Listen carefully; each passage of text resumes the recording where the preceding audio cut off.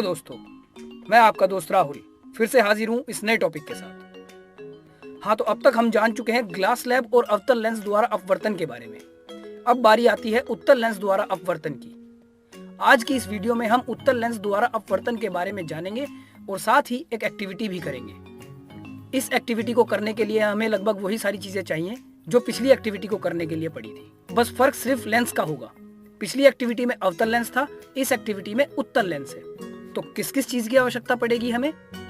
एक उत्तल लेंस जिसकी फोकस दूरी होगी 15 सेंटीमीटर, एक स्क्रीन, एक मोमबत्ती और एक व्हाइट चार्ट की शीट।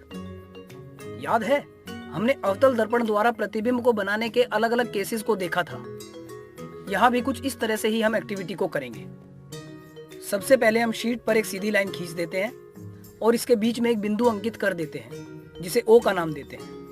O के दोनों ओर 15 सेंटीमीटर की दूरी पर F1 और F2 और 30 सेंटीमीटर की दूरी पर 2F1 और 2F2 को अंकित कर देते हैं। ये हमारे मुख्य बिंदु रहेंगे।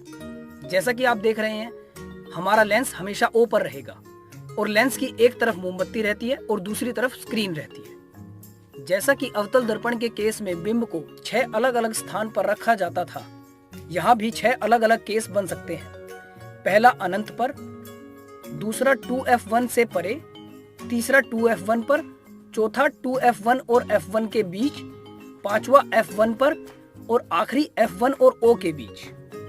पहला केस, यदि मोमबत्ती अनंत पर रखी हो तो मोमबत्ती से आने वाला प्रकाश मुख्य अक्ष के समानांतर होगा और अपवर्तन के बाद प्रतिबिंब F2 पर बनता नजर आएगा। प्रतिबिंब आकार में बहुत छोटा और साथ ही वास्तविक एवं उल्टा रहेगा। केस 2, यदि मोमबत्ती 2F1 से परे रखी हो तो अपवर्तन के बाद प्रतिबिंब F2 और 2F2 के बीच बनता नजर आएगा। प्रतिबिंब का आकार छोटा और साथ ही वास्तविक एवं उल्टा रहेगा।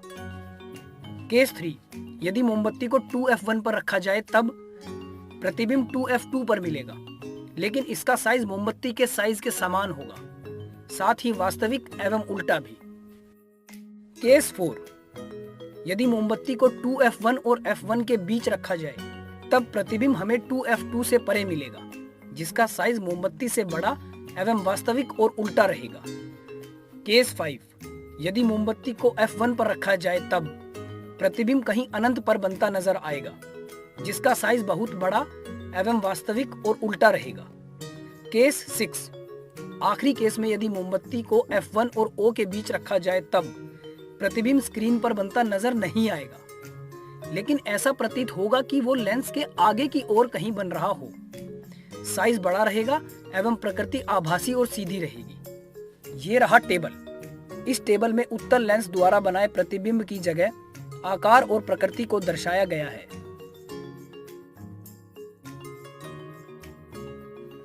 जैसा कि उत्तल लेंस प्रकाश को कन्वर्ज करते हैं, इसलिए उनका उपयोग मैग्नीफाइंग लेंस और कैमरे के लेंस के तौर पर भी किया जाता है। साथ ही एक नेत्र दोष को ठीक करने के लिए भी उपयोग किया जाता है, जिसके बारे में हम अगले पाठ में पढ़ेंगे।